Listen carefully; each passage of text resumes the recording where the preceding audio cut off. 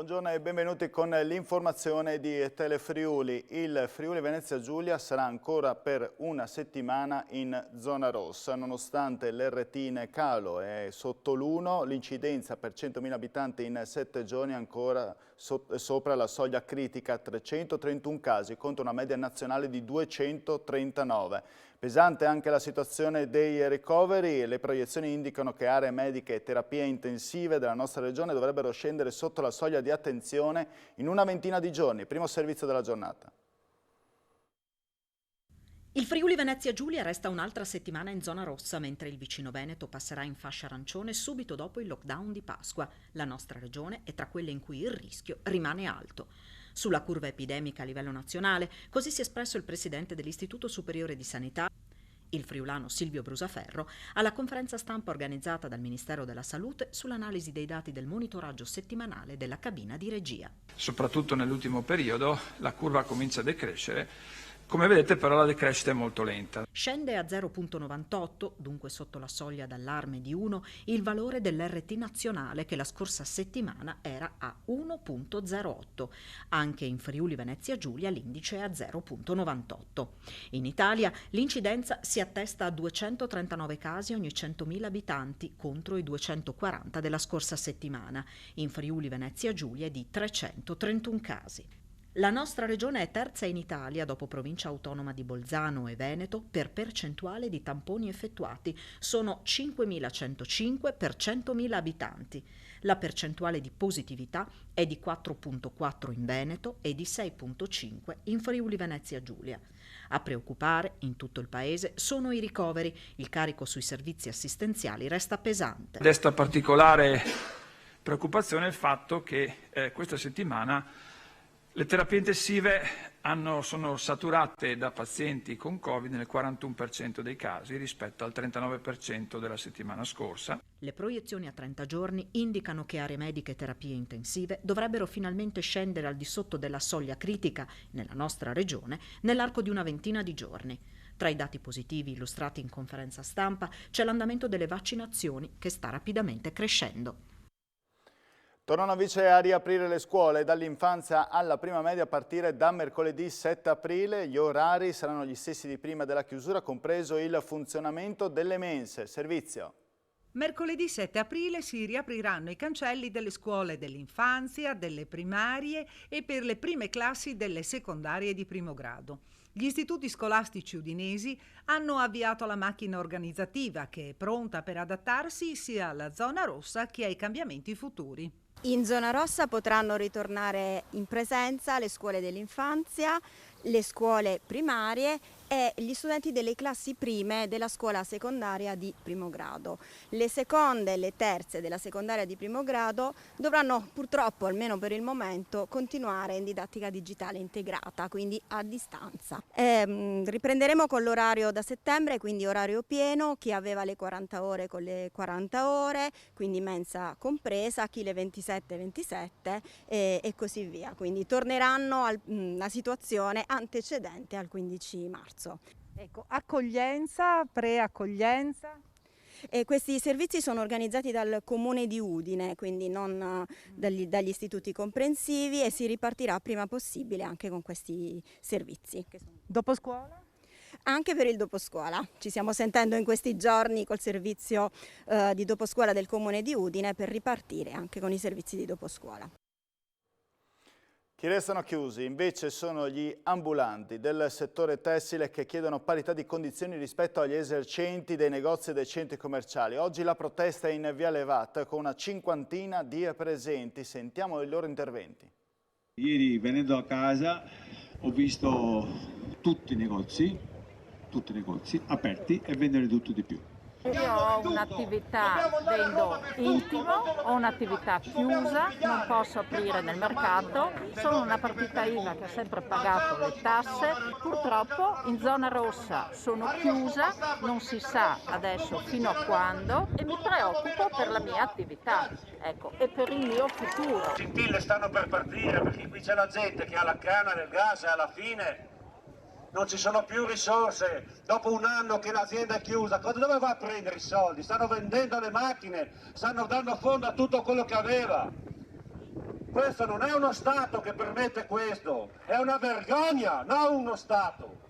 Fermi, però allo stesso tempo noi dobbiamo pagare tasse, dobbiamo pagare tutto, cioè lo Stato non ci ha aiutato su niente, praticamente su niente, sono solo barzellette e ci sentiamo presi in giro per l'ennesima volta. Sono un ex firista, praticamente è da un anno che non lavoro. Ho fatto l'80% in meno dei miei proventi e sono stufo di questa situazione. Praticamente non ho posti per il mercato, quindi praticamente non lavoro. Questa è la situazione. Adesso non so più cosa fare perché non ho più dove attingere perché i soldi non li abbiamo finiti. Secondo me bisogna andare sul pesante. Se non si ottiene i risultati bisogna fare qualcos'altro di più importante. Giro di vita per chi non osserva le disposizioni ministeriali anti-Covid. Durante questa settimana la Polizia di Stato di Trieste ha controllato nell'intera provincia 4.708 persone, sanzionandone 63, di cui 10 durante le ore di coprifuoco, 4 denunciati perché hanno abbandonato l'isolamento fiduciario, mentre una persona è stata denunciata per false attestazioni. Sono stati controllati 357 attività e esercizi commerciali, 2 i titolari multati. Un locale è stato chiuso per 3 giorni. Qui le immagini invece avete appena visto dei controlli che si stanno effettuando anche nelle località di mare e nella fattispecie quelle di Lignano. Il personale del settore di polizia anticrimine del commissariato distaccato della Polizia di Stato di Monfalcone, veniamo alla cronaca, ha arrestato un 29enne rumeno e una 22enne italiana disoccupati e conviventi nel centro città in possesso di 110 grammi di cocaina, sostanze per tagliare lo stupefacente, bilancini di precisione, involucri per il confezionamento delle dosi, 7 grammi di marijuana e di 13.500 euro in contanti. Sono in corso mirate indagini tese a risalire alla provenienza dello stupefacente sequestrato, il cui valore ammonta a oltre 10.000 euro. Il 3 aprile del 1077 nasceva lo Stato patriarcale friulano e per questa ragione oggi, 944 anni dopo, si celebra la Fiesta delle Patrie dal Friul. Udine avrebbe dovuto ospitare i festeggiamenti l'11 aprile, ma a causa della pandemia tutto è stato rimandato a settembre. Il sindaco Fontanini ha comunque voluto lanciare un augurio, un messaggio dal Salone del Parlamento del Castello, uno speciale dedicato alla festa, andrà in onda questa sera alle 20:30 su Telefriuli. Sentiamo. La festa dei friulani, la festa del Friuli, la festa di chi vive in questo territorio, perché ricordiamo un momento storico molto importante in cui il Friuli fu uno Stato nel Medioevo che durò per circa più di 300 anni e che manifestò con forza l'identità di un popolo che continua ancora a sentirsi popolo, perché i friulani si sentono ancora un popolo, si sentono appartenenti a una comunità particolare all'interno dell'Italia, all'interno dell'Europa, però con la loro identità, con la loro lingua, con la loro cultura. La lingua è la roba più importante e noi in queste lingue, una vore antiche, nasce da una lingua neolatine, quindi è nasce di Aquilè, è nasce di un insieme di contatti con tanti popoli che hanno fatto la lingua furlane. La lingua di un popolo che è protagonista dal 2021 in te storie dell'umanità. Appuntamento a settembre perché abbiamo rinviato le celebrazioni con la presenza delle persone, della gente, del popolo friulano, quindi a settembre ci rivediamo ancora qui a Udine, capitale del Friuli. E la bandiera del Friuli con l'aquila, che risale proprio all'epoca dello Stato patriarcale, è protagonista del video per la regia di Giorgio Milocco realizzato dall'Arlef in occasione del 3 aprile. Vediamolo.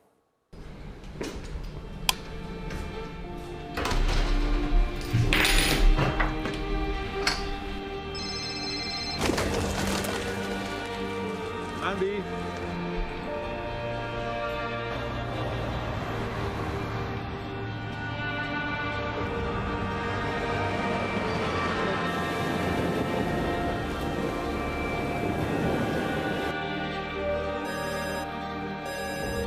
Mandi papà, grazie. Mandi stelle.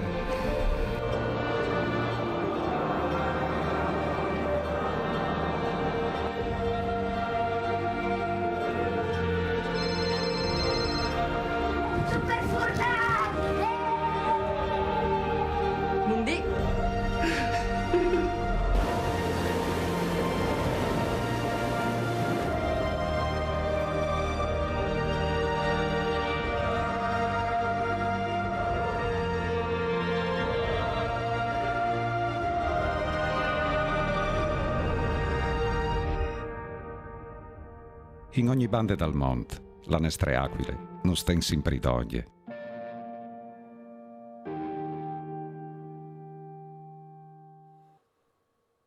Chiudiamo con lo sport. Attilio Tesser non è più l'allenatore del Pordenone. Dopo la sconfitta di ieri a Brescia per 4-1, il tecnico nero-verde è stato esonerato. Al suo posto è stato scelto l'ex difensore dell'Udinese, fino a poche ore fa la guida della squadra primavera nero-verde, ovvero Maurizio Domizzi. In due distinti comunicati il presidente Mauro Lovisa ha spiegato la scelta della società.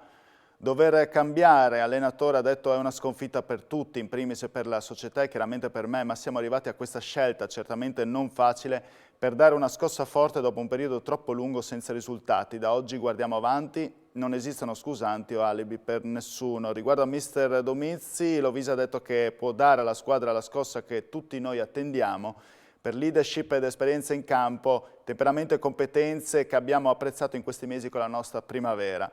Per preparare al meglio la fondamentale gara di lunedì, conoscere il nuovo staff e ritrovare il giusto spirito, la squadra andrà in ritiro, quella del Pordenone già da questa sera. E si è chiusa ai quarti di finale la prima storica partecipazione della Gesteco Cividale alle finals di Coppa Italia. Alla fine ha avuto la meglio Agrigento, guidato dalla forza e dall'esperienza dei suoi giocatori simbolo. Il finale di 64-69 consente alla squadra siciliana di andare avanti nella competizione. Sentiamo le voci dei protagonisti. Agrigento, squadra fortissima, sinceramente è stata più brava di noi abbiamo combattuto, lottato, fatto tutto il possibile, ma per giocare contro squadre di questo livello ci manca qualcosa che dobbiamo trovare col lavoro, con l'allenamento, tirando fuori tutto quello che abbiamo. Noi abbiamo tanti ragazzi giovani in crescita e come all'inizio dell'anno abbiamo dovuto imparare a giocare le trasferte, avendo perso le prime 4 trasferte consecutive e vincendo quelle successive. Adesso dobbiamo imparare a giocare contro le squadre migliori, Agrigento sicuramente è una squadra molto forte, e fare quel salto di qualità che poi per i playoff potrà essere decisivo. Ma in ogni caso non dobbiamo demoralizzarci, ci siamo abituati bene a vincere tutte le partite, ma lo sapevamo quando abbiamo affrontato che venivamo a giocare con i più forti. Oggi è diventata una squadra molto forte, però dobbiamo dimostrare di essere al loro livello, quindi io credo che non dobbiamo assolutamente abbassare di una virgola il nostro entusiasmo, anzi da qui dobbiamo ripartire e avremo già una bella prova dopo Pasqua a Roseto in un campo difficilissimo e ci rituffiamo nel clima campionato. Tra meno di 2 ore alle 14:30 saremo in diretta per commentare la partita dell'Udinese oggi impegnata contro l'Atalanta. Invece per quanto riguarda il telegiornale ci vediamo questa sera alle ore 19. Grazie, arrivederci e buon pranzo.